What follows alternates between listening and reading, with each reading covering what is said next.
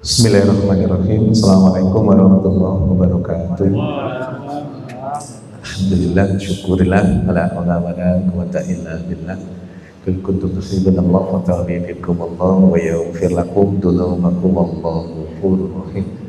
Bapak Ibu semua yang dirahmati Allah, tiada kata yang pantas kita aturkan saat ini kecuali rasa syukur kehadirat Allah Subhanahu wa taala yang telah memberi kita begitu banyak kenikmatan, terutama nikmat iman, Islam, nikmat waktu, niat, semangat, hingga nikmat sehat, sehingga kita bisa hadir pada kajian jelang buka ini. Insya Allah semua dalam keadaan sehat walafiat semua ya. Bahagia semua? Atau pura-pura bahagia? Wah, bahagia bener lah ya. Muslim itu gak ada alasan untuk tidak bahagia ya, karena punya backingan pusatnya pusat. Jadi apapun masalahnya, kalau kemudian dilaporkan ke backingan kita pusatnya pusat, yaitu Allah, semuanya insya Allah akan dibantu untuk penyelesaian solusinya itu. Bapak Ibu yang dirahmati Allah, bicara terkait dengan puasa Ramadan ini, itu pasti nggak lepas dari makan dan minum, bicara kaitan dengan makan dan minum. Dan tentu kita semua berharap di penghujung Ramadan ini, itu kita berhasil menjalankan puasa Ramadan kita. Karena memang di penghujung Ramadan ini pertanyaannya, apakah puasa kita ini sukses atau tidak? Itu pertanyaan yang selalu menghantui kita. Beberapa pekan kedua Ramadan itu saya diminta untuk sama mengisi pengajian jelang buka ini di Rumah Sakit Mayapada. Ada yang tahu Rumah Sakit Mayapada? Itu salah satu jaringan rumah sakit yang akan meramaikan peta pelayanan kesehatan di Indonesia. Saat ini masih ada 5 kalau nggak salah, 5 atau 6 gitu. Di Surabaya ada 1 yang rencananya juga akan berkembang. Itu masuk rumah sakit besar di Jalan Majen Sukono, 18 lantai rumah sakitnya itu. Bukan tidak cerita rumah sakitnya, tapi ketika saya akan mengawali kajian buka ke direkturnya non muslim, direkturnya Dr. Bona namanya, non muslim. Saya tanya ke beliaunya sebelum kajian, saya tanya, Dok, bagaimana kinerjanya teman-teman muslim yang bekerja di Rumah Sakit Mayapada itu? Beliau yang non muslim itu kemudian menjawab, Dok, ke saya, Dok, kalau boleh dalam 1 tahun ini semua Ramadan. Dalam 1 tahun ini semuanya Ramadan. Loh, kenapa? Kinerjanya teman-teman itu dalam bulan Ramadan ini itu luar biasa peningkatan kinerjanya. Senyumnya muncul, nggak ngeluh, sabar, nggak teriak-teriak gitu tuh. Merinding saya ngomong. Kenapa? Karena orang-orang yang non muslim saja itu merasakan dampak Ramadan ini luar biasa, secara personal maupun secara institusi. Dalam hal ini kan institusi kan, itu merasakan betul. Makanya kemudian sambil berselawat itu, ya kalau boleh Ramadan semua setahun ini, Dok, biar kinerjanya kan bagus terus. Lah wong yang non muslim saja itu mendapatkan dampak positif dari Ramadan, apalagi kita. Sudah selayaknya lah kita ini mendapatkan manfaat yang optimal dari puasa Ramadan kita itu. Nah, maka pertanyaannya itu tadi, sudah optimalkah kita menjalankan puasa Ramadan ini? Dalam terminologi nanti akan kita bahas, ini kita ini sukses enggak puasa kita itu? Wong orang lain saja yang notabene non muslim merasakan dampaknya itu. Tentu kita berharap betul bahwa kita mengoptimalkan Ramadan ini sehingga kemudian bisa dikatakan tinggal 1 hari ke depan kita puasa itu ya menjadi bagian dari orang yang sukses dalam menjalankan puasa. Tentu nanti kalau kita mau kaitkan dengan ayat yang mewajibkan puasa, ya ayyuhalladzina amanu kutiba alaikumussyam kama kutiba alal ladzina min qablikum la'allakum tattaqun. Maka pernah beberapa kali saya sampaikan, ayat ini ayat yang lengkap dalam tataran manajemen. Ada input, ada proses, ada output. Inputnya orang beriman, prosesnya puasa, outputnya harus jadi orang yang bertakwa. Nah, maka patokan kita kalau disebut puasanya sukses atau tidak, ya harus bertakwa itu, ya harus jadi orang yang bertakwa. Di dunia kedokteran Islam ada sebuah statement bahwa orang yang bertakwa itu pasti orang yang sehat. Jadi orang bertakwa itu pasti sehat. Tapi jangan dibalik loh ya. Berarti yang sakit itu tidak bertakwa. Enggak gitu. Misalkan Wisma Permai ini di Sidoarjo. Sidoarjo ya? Yang pertama masuk Sidoarjo. Berarti kalau bukan Sidoarjo apa pasti Wisma Permai? Ya enggak kan. Ya seperti itu. Orang yang bertakwa itu pasti Allah sehatkan, tapi bukan berarti orang yang sakit itu orang yang tidak bertakwa. Karena sakit itu bisa macam-macam sudut pandangnya. Tapi bahwa orang yang bertakwa itu menyehatkan, ya. Nah, nanti kalau waktunya cukup kita akan bahas sedikit-sedikit terkait indikator takwa itu yang paling panjenengan hafal kan, yang sesuai surat Ali Imran itu kan. Ali Imran 134 itu. Tentu nanti dalam konteksnya hubungannya dengan kesehatan. Ya, dalam terminologi lain mungkin ya yang sedekah, yang marah, menahan amarah dan memaafkan itu dalam konteks yang fikih pada umumnya, tapi nanti kita akan coba bahas dalam konteks medis. Tapi ada yang di atas itu semua yang dirahmati Allah, yang membentuk kemudian infak sedekahnya bagus, mampu menahan amarah, mampu memaafkan kesalahan orang lain, itu level di atasnya ada itu ternyata. Ini yang coba akan kami sampaikan secara sederhana. Kita awali dari di luar Ramadan. Kalau panjenengan makan berapa kali di luar Ramadan itu? 3 kali. Sepakat 3 kali semua ya? Rata-rata 3 kali semua kan? Walaupun itu 3 kali itu pagi, siang, malam. Setengah 10 kalau masih belum tidur, ada tahu tek lewat dicegat kan tetap ya? Tetap dicegat. Jadi kadang 3, kadang 4 kali. Pertanyaan mendasarnya adalah siapa yang nyuruh makan 3 kali itu? Enggak, saya dokter kan? Enggak ada perintah dokter makan 3 kali itu, enggak ada. Quran enggak ada. Hadis enggak menyebut eksplisit makan itu 3 kali, enggak. Di Quran itu cuman dalam konteks regulasi ya, yang ada itu kulu wasrobu walatusrifu innahu la yuhibbul musrifin. Silakan makan, silakan minum, pokok jangan berlebihan. Karena berlebihan Allah benci dengan orang yang berlebihan. Saya aplikasikan dalam konteks kehidupan kita sehari-hari. Kalau di luar Ramadan ketika kita tidak puasa, misalkan sarapan jam berapa jenengan biasanya? Jam 6. 7. Terus nanti jam 12 atau jam 1, walaupun ini catatannya, walaupun belum lapar, tapi karena merasa ini waktunya makan siang, pasti jenengan makan. Nanti sore ya gitu lagi, jam 6, jam 7, walaupun belum merasa lapar, oh ini sudah waktunya makan malam, makan. Itu namanya, kalau dalam bahasa kekinian, itu namanya hedonic eating. Hedonik itu gaya hidup yang kebendaan. Pokoknya nuruti kesenangan saja. Kenapa? Lawang belum waktunya makan, belum lapar kok sudah makan. Ya seneng saja makan karena sudah waktunya jam 1 gitu. Dan itu yang jadi masalah. Itu satu bahasan tersendiri. Tapi kita tidak membandingkan dengan ketika Ramadan. Misalkan di luar Ramadan seperti kebiasaan 3 kali sehari itu, kemudian jam 6, jam 7 makan. Nanti pada satu titik akan merasa lapar. Ibaratnya misalkan jam 11-12, enggak waktunya jam makan ini. Misalkan terus jam 2 lapar. Ketika jam 2 lapar, mekanismenya seperti apa?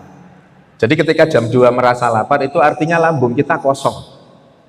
Makanannya sudah dipakai semua, kalorinya sudah diserap semua oleh tubuh kita melalui sel-sel yang ada di tubuh kita. Ketika lambung kosong, nggak ada nutrisi, nggak ada makanan yang masuk, sel bagian terkecil tubuh kita itu lapor ke lambung. Lapor ke lambung, karena lambungnya kosong kan. Lapor ke lambung, ya ini bahasa awamnya ya. Bung, lambung, ini kosong, waktunya diisi, kami sel-sel itu butuh nutrisi untuk hidup. Kan butuh makan mereka. Lambung dengan laporan dari berbagai macam sel itu, lambungnya telepon ke otak. Lambungnya ngirim impuls, namanya, ya ini nanti ngajinya banyak bahasa Inggrisnya ini nanti. Namanya impuls survival. Sinyal yang urusannya sama survive, bertahan hidup ya. Sinyal yang dikirimkan agar sel-sel yang ada itu mampu bertahan hidup supaya apa? Supaya sinyalnya diterima dan nanti kirim nutrisi, kirim makanan. Namanya impulse survival. Otak menangkap pesan itu. Jadi otak ditangkap pesannya. Oh ya, butuh makan ini. Ini di luar Ramadan ya. Oh ya, butuh makan. Apa yang kemudian dilakukan? Otak sebagai koordinator sistem tubuh kita, otak memerintahkan tangan, kaki, mengkoordinasikan mulut, mata untuk mencari makanan. Kemudian yang terjadi, makan. Atas dasar impuls atau sinyal dari lambung, otak mengkoordinasikan diri untuk kita makan. Akhirnya kita ke warung, akhirnya kita buka lemari di rumah untuk ngambil makanan dan kita makan. Nah, ketika kemudian setelah makan, nanti pada satu titik ketika lambungnya berisi sepertiga bagian makanannya sudah terisi, mengisi lambung, lambung kirim sinyal lagi ke otak. Kirim sinyal untuk ngomong, wis stop, ini sudah cukup sepertiga. Pola makan yang seperti itu, kalau tadi yang jam-jaman tadi itu namanya hedonic eating.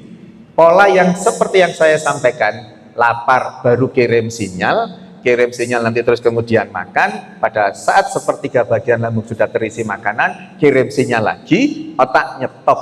Itu namanya homeostatic eating. Homeostatik itu tawazun, homeostatik itu seimbang. Jadi pola makan seimbang, bahasa kerennya saat ini itu namanya homeostatic eating.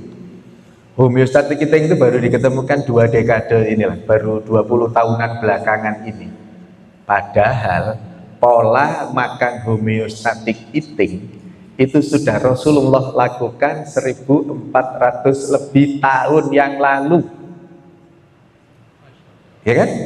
Rasulullah itu nggak makan kalau nggak merasa lapar, berhenti makan sebelum kenyang. Baru 20 tahunan belakangan ini dijustifikasi makan yang terbaik itu adalah namanya homeostatic eating. Homeostatic itu seperti yang saya sampaikan tadi. Selnya kirim sinyal lapar, lambungnya kirim sinyal ke otak, otak memberi makan, setelah sepertiga bagian lambung terisi, otaknya dapat sinyal lagi dari lambung, stop, otaknya nyetop. Itu namanya homeostatic eating. Tadi yang pertama tadi hedonic eating, nanti ada 3 jenis. Yang berikutnya emotional eating. Namanya emotional eating berarti apa hubungannya? Sama stresnya seseorang. Dalam benak panjenengan ada enggak orang yang stres itu makan? Banyak. Jadi dia sumpek itu makan untuk mendapatkan apa? Ketika makan seseorang, kalau stres itu kan hormon kortisolnya tinggi, hormon adrenalinnya tinggi sehingga bisa marah itu. Ketika kemudian makan, itu nanti muncul hormon dopamin, hormon kebahagiaan. Hormon stresnya turun ketika makan ya, hormon stresnya turun karena hormon dopaminnya naik. Maka ketika makan muncul rasa bahagia, puas, karena asupan dari luar, bukan dari diri, dari internal. Kalau dari internal bertahan lama, dari internal itu ketika kita zikir, ketika kita tahajud, itu dari internal. Lah ini kan dapat asupan makan dari luar, dari eksternal. Begitu selesai makannya, habis, dopaminnya turun lagi, stres lagi dia nanti. Potensi makan lagi enggak? Makan lagi. Nah, emotional eating itu kalau panjenengan nanti baca, itu salah satu resikonya adalah obesitas. Dia stres tapi tambah gemuk. Karena polanya seperti tadi. Emotional eating, hedonic eating itu pola makan yang salah. Pola makan yang benar itu adalah homeostatic eating. Homeostatic eating itu pola makan yang sudah diterapkan Rasulullah 1400 lebih tahun yang lalu. 20 tahunan ini baru kemudian dijustifikasi. Nah, nanti kita akan kaitkan dengan puasa. Ketika tadi impuls survivalnya dikirim ke otak, otak mengkondisikan untuk makan, kemudian dapat sinyal lagi dari lambung stop sudah sepertiga. Permasalahannya di situ. Ketika otak dapat sinyal dari lambung stop sudah sepertiga ini, lambung memerintahkan berbagai macam organ untuk stop. Di sini terjadi dualisme. Otaknya nyuruh stop, lidahnya tidak mau. Kenapa? Karena orang Indonesia itu mengutamakan rasa. Orang Arab Timur Tengah itu mengutamakan jumlah. Kalau panjenengan sempat umrah atau haji, yang masak orang Arab itu rasanya tidak cocok sama lidah kita. Orang Arab itu yang penting banyak. Makanya orang Arab itu kalau 2 orang makan 1 tampah aja habis. Wis pokoknya akeh. Orang Arab tidak terlalu memanjakan lidah, pokoknya banyak. Orang Eropa itu pokoknya tampilannya menarik. Orang Eropa itu, makanan Eropa itu kan bagus-bagus tampilannya. Rasanya kayak apa? Wis bebas saja. Pokoknya menarik, mahal. Maka orang Eropa itu kalau panjenengan ajak beli rawon, nggak dimakan, dipanganan nopo, welek gini. Beli sate kerang gitu, kupang itu opo gitu. Orang Indonesia mengutamakan apa? Rasa. Itu tadi masalahnya. Kalau orang Arab tadi kan mengutamakan jumlah. Ketika lambung mereka sudah penuh, berisi sepertiga bagian, kirim sinyal, ya sudah, stop mereka. Orang Eropa tidak terlalu mengurusi jumlah secara besarnya. Ini menarik, sudah dimakan, sedikit selesai mereka. Maka penyakit-penyakit yang kaitannya dengan sistem pencernaan di Arab tidak terlalu banyak, di Eropa, Amerika tidak terlalu banyak. Yang banyak numplek di Asia, di Indonesia salah satunya. Karena mengutamakan rasa. Makanya ketika otaknya ngirim sinyal stop, sudah penuh ini, enggak, ini lidahnya masih mau, lidahnya masih pengen, ini enak ini makanannya, nanti mau bahadir itu nanti. Maka bablas, ketika bablas melebihi sepertiga bagian lambung itu, nanti pada perjalanannya akan menimbulkan berbagai macam penyakit. Itu kok bisa? Iya, karena hadis Muslim menyatakan bahwa pusat penyakit di dalam tubuh kita itu adalah perut. Perut itu kalau secara anatomis ya banyak, isinya macam-macam. Tapi kemudian ada hadis pendukungnya menyebutkan itu saluran pencernaan. Dan relate dengan kondisi sekarang. Penyakit-penyakit yang saat ini ada itu praktis semuanya urusannya sama makanan. Saya jangan nyebut penyakit apa, nantilah urusannya sama makanan. Stroke ya makanan, tinggi kolesterol dan seterusnya itu, jantung, hipertensi, asma, pencetus dari alerginya itu makanan sebagian besar. Pendek kata makanan itu menjadi bagian dari bagaimana harus diolah. Nah, maka ketika kemudian berlebih tadi itu timbul berbagai macam penyakit. Nah, ini yang kemudian akan kita bandingkan dengan ketika Ramadan. Kita sarapan jam 4, sahur ya jam 4. Kemudian kira-kira jam 11-12 mulai lapar. Lapar kan? Ketika lapar sama mekanismenya. Sel kirim sinyal ke lambung, lambung kirim sinyal ke otak. Impuls survival tadi itu. Lalu apa jawaban otak? Ketika kita lagi puasa Ramadan, lambungnya kirim sinyal kan? Pak, otak tolong diberi nutrisi, makan. Ini selnya sudah bengok-bengok untuk kemudian butuh asupan makanan, butuh kalori. Jawabannya otak apa?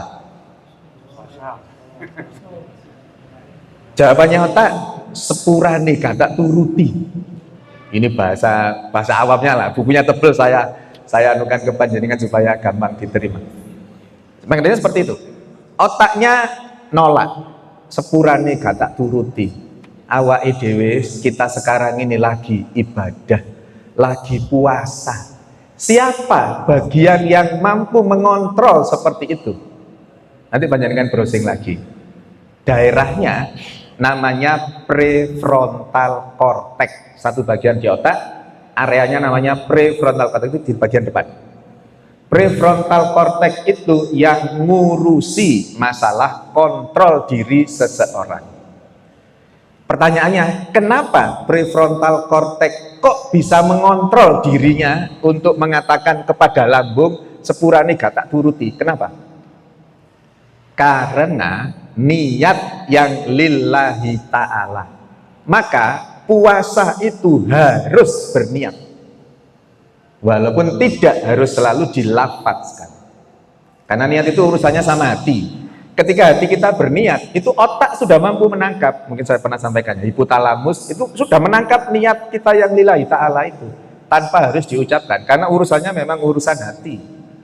Maka ketika kita berniat bismillah, insya Allah puasanya lillahi ta'ala, bisa ditangkap oleh hipotalamus itu. Nah, karena niat dan itu lillahi ta'ala, maka kemudian tubuh kita, dalam hal ini prefrontal cortex itu mampu mengontrol diri kita, mampu untuk memenangkan tataran teologis ibadah puasa dibandingkan dengan tataran kebutuhan fisiologis tubuh kita yang memang waktunya untuk makan. Apa filosofinya? Filosofinya, hal-hal yang menjadi kebutuhan tubuh kita, dalam hal ini namanya kebutuhan fisiologis untuk makan, dikalahkan oleh kebutuhan spiritualitas kita, kebutuhan teologis kita, karena kita sedang beribadah puasa. Padahal makan itu halal sesungguhnya. Di luar Ramadan kan boleh puasa, makan itu boleh, haknya tubuh kita. Tadi masalah kesehatan, ya hak tubuh kita harus diberi, boleh, tetapi dikalahkan oleh keinginan karena kita sedang berpuasa. Maka di sini inilah letaknya kenapa puasa itu menjadi bagian dari ibadah kita yang paling jujur, itu puasa. Kita dilatih jujur itu luar biasa hebat ketika berpuasa. Ibadah lain kan kelihatan semua kan, sholat kelihatan, sedekah ya kelihatan, apalagi zikir kelihatan, umroh haji malah dikeliat-keliatkan, bukan kelihatan saja, dikeliat-keliatkan malahan ya. Semua praktis kelihatan, puasa enggak. Makanya kalau untuk puasa itu kata Allah, puasa ini untukku, pahalanya aku yang atur, gitu kata Allah. Maka pahala puasa itu bisa 0, zom, hanya dapat lapar dahaga saja, tapi bisa misalkan dinilaikan tertentu bisa triliunan, bisa biliunan, kayak gitu. Masing-masing kita akan berbeda-beda. Kalau marah waktu Ramadan puasa gini batal enggak puasanya? Ayo, kalau marah waktu puasa Ramadan batal enggak puasanya? Ayo, batal. Kalau marahnya sambil minum es degan, marah ya tentu nggak membatalkan puasa. Tapi ya zong itu tadi. Nah, ketika kemudian kita memahami bahwa puasa itu adalah ibadah yang terjujur, karena tidak ada yang melihat pun kita tetap puasa. Padahal ketika jam 12, jam 1 tadi itu ketika lapar, tengok kiri, tengok kanan, nggak ada siapa-siapa, terus ke kulkas, siapa yang tahu? Atau kita lagi keluar kota, nggak ada yang tahu, kita belok ke warung, yang nggak ada yang tahu. Kita keluar kota lagi di tol gitu, mepet ke rest area, ditutup semua mobilnya, minum makan di dalam, nggak ada yang tahu. Pertanyaannya, kenapa kok kita masih berpuasa? Karena kontrol diri tadi itu yang luar biasa. Prefrontal cortex-nya sebagai bagian dari penentu kontrol diri kita yang luar biasa. Prefrontal cortex mengontrol diri baru terbentuk ketika niatnya lillahi ta'ala. Ini yang membedakan puasa Ramadan kita dengan, panjenengan pernah tahu intermittent fasting? Pernah dengar enggak? Intermittent fasting itu puasa dalam kurun waktu tertentu. Jadi 12 jam nggak makan, nggak minum, nanti 12 jam lagi bebas makan minum. Nanti 12 jam lagi nggak makan, nggak minum. Kalau itu intermittent fastingnya 12 jam. Nanti panjangan browsing intermittent fasting. Intermittent fasting itu dibanding puasa Ramadan tidak ada apa-apanya. Sama-sama puasa 12 jam, kita 14 jam. Tapi dampak di tubuh kita itu puasa Ramadan jauh lebih hebat. Sama-sama tidak makan, sama-sama tidak minum. Kenapa? Kan sama tidak makannya, sama tidak minumnya. Dalam kurun waktu tertentu, kira-kira saudara kita kan ada yang puasanya 12 jam kan. Prancis itu malah 9 jam puasanya cuma. Tapi ada saudara kita yang di Finland, Swedia sana 22 jam puasanya. Sama-sama 12 jam taruhlah, kita selisih 2 jam, 14 jam. Kenapa kok berbeda intermittent fasting sama puasa Ramadan? Karena pintu masuknya yang berbeda. Pintu masuk puasa Ramadan itu niat lillahi ta'ala, karena ini bagian dari ibadah. Intermittent fasting hanya untuk dampak medis saja, hanya untuk supaya gak overweight, hanya supaya kadar kolesterolnya tidak tinggi, hanya untuk asam uratnya tidak tinggi. Itu saja. Dampaknya tidak bisa, mau sehebat apapun intermittent fasting tidak akan bisa sehebat puasa Ramadan. Dengan catatan pokoknya sahur dan bukanya benar ya. Saya pernah sampaikan kan. Bukan buka balas dendam, ini nanti pasti balas dendam ini. Habis air, bismillahirrahmanirrahim, minum air, dan seterusnya itu makan kurma, sudah. Masalahnya adalah kemudian disambung sama UT-UT, itu yang masalah. Sampai detik ini, sependek pengetahuan saya belum pernah menemukan hadis yang menerangkan kalau berbuka itu minum manis, kurma, terus UT-UT. Sampai detik ini saya belum pernah menemukan hadisnya. Barangkali ada yang pernah tahu hadisnya. Hadis yang menyebut setelah kurma itu nanti UT-UT boleh, tahwisi boleh, gitu ada. Sampai detik ini saya tidak pernah menemukan. Artinya kalau mau sesuai sunnahnya Rasul itu stop, berhenti di kurma. Nanti ada jedanya. Saya pernah jelaskan kalau tidak salah ingat, mungkin tahun lalu ya. Tahun lalu ya wis lali dok, mau ngaji minggu wingi lali kok tahun lalu gitu ya. Itu ada jeda 30 menit untuk baru boleh OT-OT tahwisi boleh, semua boleh. Pokoknya nggak berlebihan. Itu buka yang benar itu seperti itu dalam tataran medis maupun teologis. Nah situ nanti jangan lihat rekamannya tahun lalu. Insya Allah saya terangkan itu. Nah, ketika kemudian beda intermittent fasting dan puasa Ramadan, pintu masuknya itu. Pertanyaannya kemudian, padahal nggak ada CCTV, nggak ada yang kemudian melihat, kenapa kok kita masih mampu untuk bertahan tetap puasa? Ada satu sistem di dalam tubuh kita yang namanya ISS. Nanti ini dengan brosur, makanya ini banyak bahasa Inggrisnya. ISS itu Internalized Supervision System. Sistem pengawasan diri sendiri yang muncul dari tubuh kita sendiri. Jadi kita itu mengawasi diri kita sendiri. Kenapa? Karena kita merasa diawasi oleh Allah. Walaupun siapapun tidak ada yang tahu, tapi ketika kita puasa Ramadan terbiasa dengan bahwa ini itu baik, ini tidak, ini harus saya tinggalkan, ini yang harus saya lakukan. Padahal tidak ada yang mengontrol sama sekali, tidak ada yang melihat sama sekali. Di situ letak indikator kesuksesan puasa kita. Ketika di luar Ramadan kita tetap mampu menahan diri, tetap bisa mengontrol diri. Wong dari perbuatan halal saja boleh, yang dibolehkan saja itu kita kontrol kok, apalagi yang haram. Ya sangat mudah kita kontrol. Wong yang diperbolehkan saja kita mampu menahan diri. Maka sekali lagi, latihan kejujuran tanpa kita sadari, sebelum tema ini saya sampaikan, itu sesungguhnya yang melekat di dalam keseharian kita ketika kita puasa Ramadan itu. Jadi kita itu dilatih untuk jujur yang luar biasa ketika kontrol diri kita bagus. Maka di luar Ramadan ya kita sudah terbiasa dengan kontrol diri yang baik, yang bagus itu. Nah, latihan kejujurannya itu sangat hebat.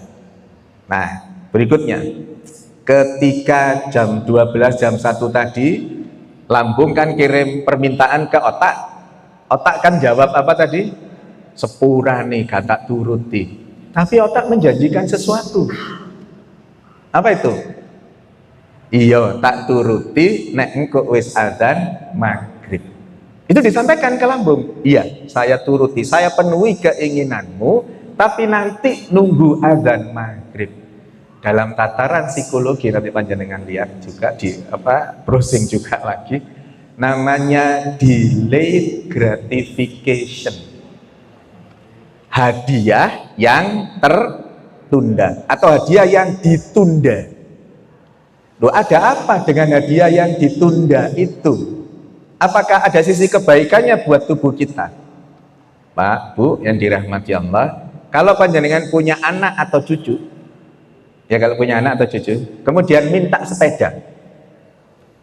Anak panjenengan masih kecil itu atau cucu panjenengan yang masih kecil itu minta sepeda.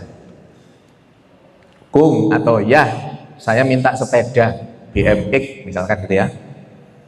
Terus panjenengan janjikan untuk melatih tadi itu, panjenengan janjikan, iya, saya belikan sepeda, pokoknya kamu hafal juz 30.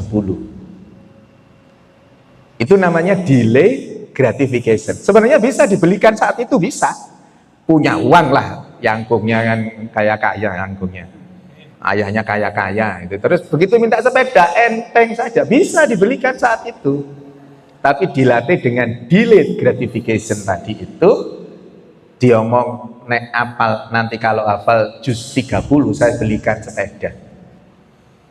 Ketika hal itu terjadi, anak cucu kita ini tadi semakin giat atau semakin enggak untuk ngapalkan Quran? Semakin giat dia untuk mendapatkan hasil yang terbaik dari target yang dicanangkan berupa delayed gratification yang harus hafal 30 juz 30 itu. Maka anak cucu kita akan giat bersemangat untuk menuju ke sana. Sama. Tubuh kita ketika jam 12 sampai jam 1 tadi dijanjikan, ditolak kan? Gak tak turuti sekarang. Tapi nanti setelah adzan maghrib saya beri makan itu. Tubuh kita yang mulai tadi lapar itu tadi, yang masing-masing orang bisa tadi jamnya berbeda-beda, delayed gratification-nya tadi itu, begitu dapat informasi dari otak, apa yang kemudian dilakukan? Tubuh kita akan berbuat sebaik mungkin untuk nanti mencapai target di maghrib itu. Itu yang menjadi salah satu dasar kenapa kok puasa itu menyehatkan. Jadi di atas semua yang puasa menyehatkan dalam tataran apapun itu, di atas ini semua, itu yang menaungi itu adalah itu semua tadi. ISS, delayed gratification, prefrontal cortex, dan seterusnya itu tadi. Itu yang menjadi payung dari semua dampak medis yang ada di dalam tubuh kita. Maka kalau nanti panjenengan browsing lagi, orang-orang yang mampu untuk mengontrol delay gratification tadi itu, kan nanti dia akan berbuat terbaik gitu kan.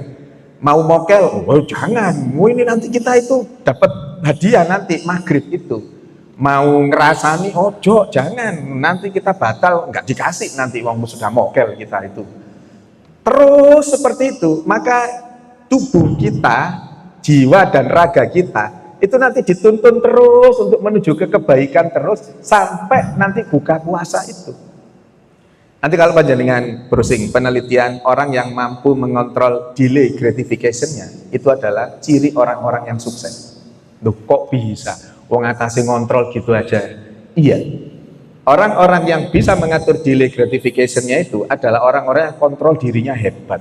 Orang-orang yang tidak gerusa-gerusu. Orang-orang yang tidak emosional, orang-orang yang tidak gampang reaktif. Orang-orang sukses kan seperti itu. Jadi dalam konteks marah itu gak gampang ngamuan. Kontrol dirinya itu bagus. Panjenengan seneng gak punya teman sekerjaan gitu yang ngamuan gitu? Wis belas gak seneng kan? Tidak ada nyamannya. Wis gini gak enak, gini gak enak, wis gitu. Karena memang tipikal orang-orang yang sukses itu orang-orang yang mampu mengontrol diri. Kalau toh misalkan belum sama-sama wadir gitu, ibaratnya di rumah sakit ya, direktur, ada wakil direktur. Pada perjalanannya kan wakil direktur ini nanti bisa diangkat menjadi direktur, gitu ya. Kalau orang yang self controlnya bagus tadi itu, ketika kemudian memang belum waktunya, ya enggak, kemudian dia menjatuhkan yang lain untuk supaya jadi direktur gitu. Karena dia kontrol dirinya bagus, enggak gerusa-gerusuh. Kalau memang oh ya belum waktunya saya ini, ya sudah, maka dia akan melakukan yang terbaik untuk bukti supaya nanti dapat delay gratification itu yang kemudian menjadi bagian dari bagaimana Allah menyehatkan kita di luar dari, bukan di luar, di atas dari yang 3 ciri orang-orang yang bertakwa itu tadi. Maka ketika kita puasa Ramadan dan mampu mengontrol diri kita dengan baik untuk urusan apapun, untuk urusan makan, iya ya tadi itu kan, kalau makannya tidak lagi 3 kali sehari atau 4 kali sehari nanti itu, ya pokoknya lapar makan, tidak kenyang, selesai, sudah. Memang polanya seperti itu Rasulullah itu. Dan itu yang menjadi bagian dari bagaimana Allah menyehatkan Rasulullah tadi itu. Nah, kalau kemudian terkait dengan 3 ciri itu, mungkin masing-masing 5 menit ya. 3 ciri itu kan alladzina yunfiquna fis sarai wal dharra wal kadhiminal ghaidh wal 'afina 'anil nas. Ciri yang pertama, orang-orang yang puasanya sukses, puasanya berhasil, itu kan outputnya menjadi orang yang bertakwa. Ciri orang bertakwa itu sesuai Ali Imran 134 ada 3. 1, orang yang menginfak sodakohkan hartanya di jalan Allah saat lapang maupun sempit. Artinya ketika sebelum Ramadan dia itu medit bakhil, kemudian menjalani puasa Ramadan jadi orang yang gampang berinfak sodakoh, sodakohnya jadi lebih banyak, sodakohnya jadi lebih istiqomah. Dalam poin itu dia disebut puasanya sukses, karena muncul sifat atau indikator perilaku orang yang bertakwa itu. Maka di titik itu puasanya berhasil. Ya tinggal muhasabah kita masing-masing. Sebelum Ramadan infak sedekah kita seperti apa, ketika Ramadan infak sedekah kita seperti apa. Dan pernah kami terangkan juga, sedekah itu menyehatkan, sedekah itu mencegah penyakit, sedekah itu mengobati penyakit. Wa may yukassuha nafsihi faulaika humul muflihun. Orang-orang yang dihindarkan dari sifat kikir adalah orang-orang yang beruntung. Keberuntungannya dalam bentuk apa? As-sadaqatu tasaddu sab'ina ba'dan minassu. Orang yang ahli sedekah, sedekahnya itu mampu mencegah 70 keburukan. Salah satu tafsir dari 70 keburukan itu adalah penyakit. Maka orang yang ahli sedekah itu mampu dicegah oleh Allah dari berbagai macam penyakit. Nah kalau yang sudah sakit, sembuh. Dalilnya apa? Da'u mardakum bis-shadaqah. Belilah atau obatilah penyakit dengan sedekah. Itu penelitiannya banyak, pernah kami sampaikan. Maka sedekah itu mencegah penyakit, sedekah itu mengobati penyakit. Yang kedua, orang yang mampu menahan amarah. La taghdab walakal jannah. Jangan amarah bagimu surga. Maka orang yang sebelumnya pemarah, emosional, titik-titik ngamuk, titik-titik mesengut, titik-titik apalagi wis cemberut gitu-gitu, itu ketika puasa Ramadan dia jadi orang yang sabar, dia jadi orang yang gampang senyum, dia menjadi orang yang tidak reaktif seperti yang saya sampaikan karyawannya Rumah Sakit Maya pada kemarin itu. Maka insya Allah puasanya di titik itu berhasil, karena berhasil memunculkan perilaku orang-orang yang sabar, orang-orang yang tidak gampang marah. Sementara kita ketahui bersama, orang-orang yang pemarah itu dekat sekali dengan penyakit. Karena ternyata 80% lebih penyakit itu awalnya dari stres, dari kemarahan seseorang. Berarti kalau kita jadi orang yang sabar, 80% lebih penyakit itu bisa kita hindarkan. Makanya orang sabar itu orang yang sehat. Orang yang ngamuan nanti gampang stroke, gampang serangan jantung, gampang hipertensi, gampang asma. dan penyakit-penyakit berat lainnya. Makanya ojo ngamuan. Orang ngamuan itu dekat dengan berbagai macam penyakit. Nah, ketika ciri itu muncul menjadi orang penyabar, insya Allah kesuksesan puasa kita ada tanda-tandanya. Yang ketiga, wal'afina anin nas, orang yang memaafkan kesalahan orang lain. Kalau sebelum Ramadan kita ini pendendam, kalau disalahi orang terus kemudian nggak memaafkan, itu orang-orang yang capek. Orang-orang yang ketemu orangnya nyantai, kita yang dongkol. Ya kan? Kalau kita tidak seneng sama si A pernah salah sama kita, kemudian kita tidak memaafkan atau belum memaafkan. Ketika ketemu akan dongkolnya luar biasa kita. Padahal si A-nya nyantai saja. Si A-nya nyantai saja, kita yang dongkol nak garu-garu. Itu kan rugi kita. Capek. Maka konsep di Islam itu memaafkan. Sependek pengetahuan saya, kok saya belum pernah menemukan konsep di Islam yang kemudian kalau salah minta maaf. Konsep di Islam itu memaafkan. Maka kalau itu dua hal itu ketemu, memaafkan itu siapapun orangnya, kalau memaafkan selesai urusannya kan. Karena kalau urusan sama dosa-dosa maksiat kita yang urusannya sama Allah, ya begitu kita beristighfar, Allah mengampuni, selesai kan. Tapi kalau salah sama orangnya tidak bisa memaafkan, ganjel terus di kita. Hutangnya belum selesai, yang ganjel terus nanti sampai di yaumul hisab nanti. Makanya konsepnya Islam itu memaafkan. Kita disalahi, orangnya bahkan belum minta maaf pun kita sudah memaafkan.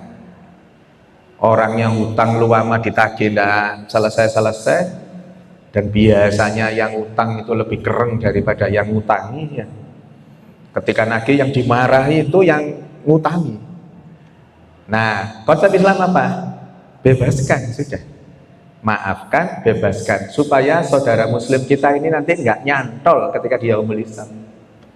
Maka konsep Islam itu luar biasa, memaafkan. Ketika kita saling sama-sama memaafkan, selesai kan? Sudah nggak ada urusan lagi kan kita, selesai ketika kita memaafkan.